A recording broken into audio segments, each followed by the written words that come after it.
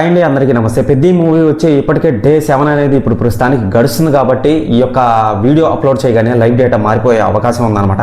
So మనం live data కదా చెప్పేది, ఇంకా అఫీషియల్ పోస్టర్స్తో మనకేం పని అండి. ఒకవేళ అఫీషియల్ పోస్టర్ కానీ వస్తే ఈవినింగ్ కల్లా పెడతానమాట. సో ఒకవేళ అఫీషియల్ పోస్టర్ వచ్చినా కానీ వీళ్ళు ఎంత వేసుకుంటారు మహా అంటే 330 కోట్లు లేకపోతే 340 వేసుకుంటారనమాట, అంతే. అంతకుమించి ఇంకేం ఉండదు అక్కడ. సో అది మీరు చూస్తూ ఉండండి, ప్రతి అప్డేట్ని మీకు వీడియో పరంగా అందిస్తాను. సో ఎవరు మిస్ చేయొద్దు, ఛానల్ని సబ్స్క్రైబ్ చేసి బెల్ ఐకాన్ని ఆల్లో పెట్టుకోండి బ్రదర్స్. సో నేను వీడియో కలెక్షన్లు రిపోర్ట్లు కానీ మళ్ళీ వచ్చి పెద్ద మూవీ గురించి మాట్లాడేటప్పుడు ఒక అబ్బాయి అయితే కామెంట్ అయితే పెట్టడం అనేది జరిగిందండి. సో పెద్ద మూవీ అగ్ర హీరోలు చాలామంది చూశారు కానీ రిప్లై ఇవ్వలేదు.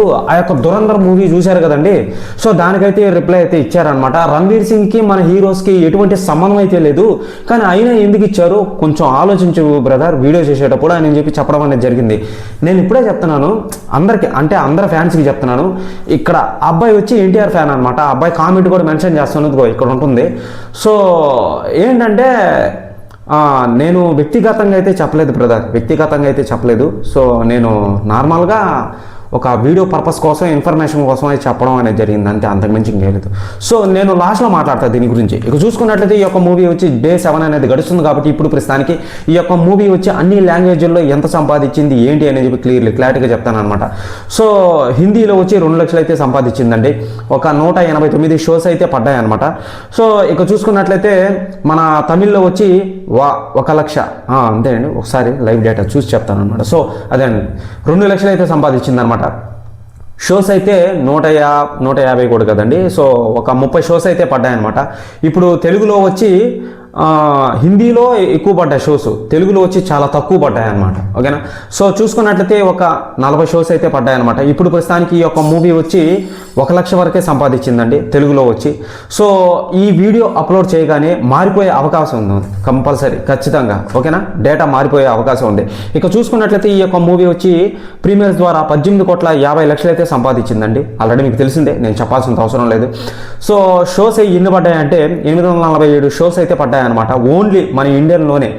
సో చూసుకున్నట్లయితే ఇది ఇండియన్ నెట్ కలెక్షన్ నేను చెప్పింది. ఇక చూసుకున్నట్లయితే ఇండియన్ నెట్ కలెక్షన్లో ఫస్ట్ డే ఏదైతే ఉంటుందో కలెక్షన్ అది 51 కోట్లో అయితే ఉందన్నమాట. షోస్ అయితే 12,412 షోస్ అయితే పడ్డాయన్నమాట. సెకండ్ డే వచ్చి 26 కోట్లు అయితే ఉందన్నమాట, 26,90,00,000 అయితే ఉందన్నమాట. సో షోస్ అయితే 10,000కు పైగానే పడ్డాయండి. ఇక చూసుకున్నట్లయితే థర్డ్ డే వచ్చి 29 కోట్లు అయితే వచ్చిందనమాట. షోస్ అయితే 9,013 షోస్ అయితే పడ్డాయన్నమాట.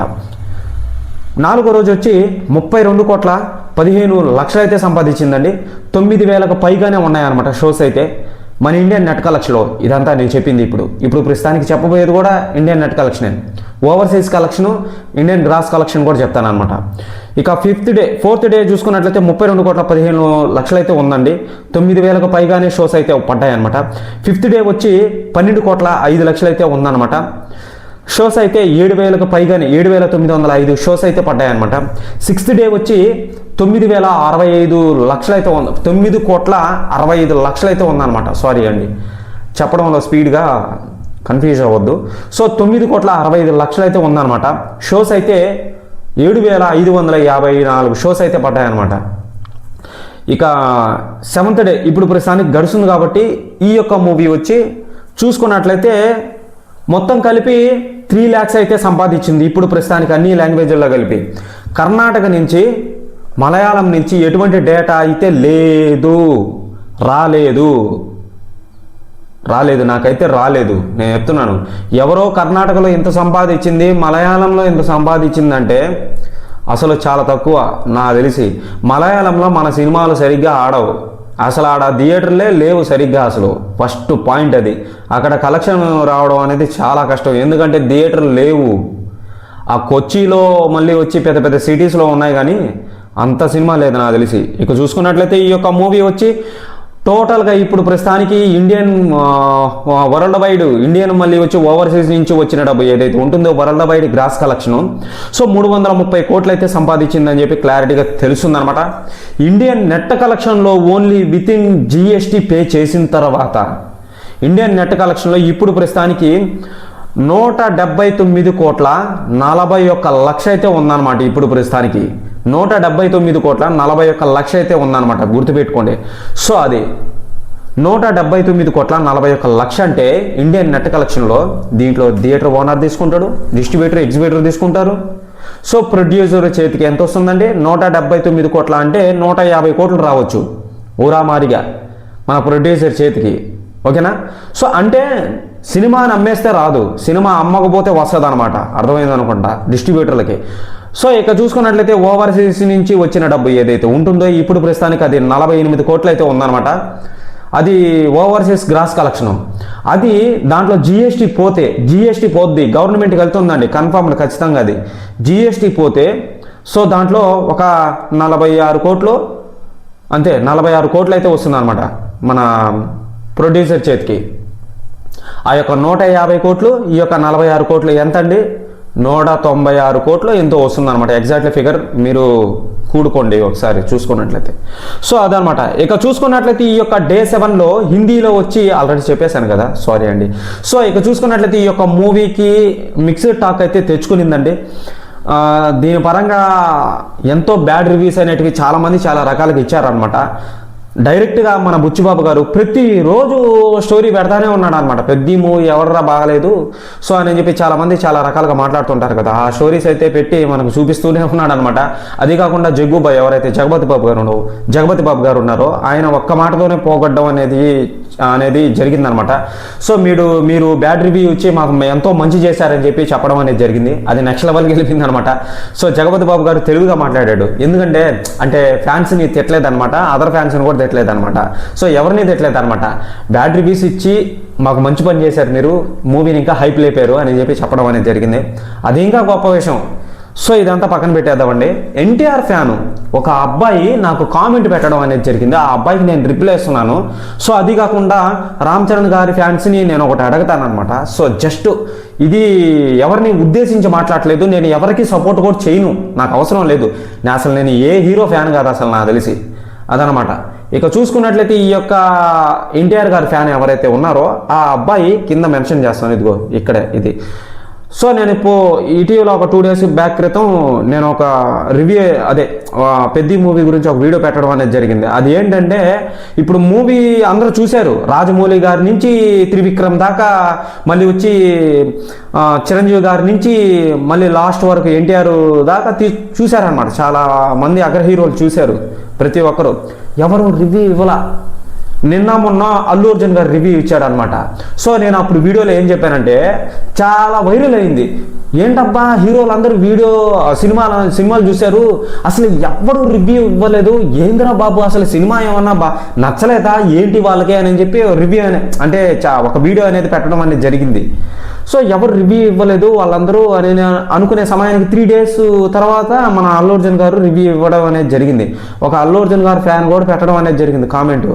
సో ఈ యొక్క ఎన్టీఆర్ గారి ఫ్యాన్ ఎవరైతే ఉన్నారో ఆయన అడుగుతున్నారండి, సో సినిమా చూస్తే నచ్చితే రివ్యూ ఇస్తాం, నచ్చకపోతే రివ్యూ ఇవ్వం కదా అగ్ర హీరోలు, అది వాళ్ళ నైజం అంటే ఎన్టీఆర్ గారి ఫ్యాన్ అడుగుతున్నాడు అనమాట.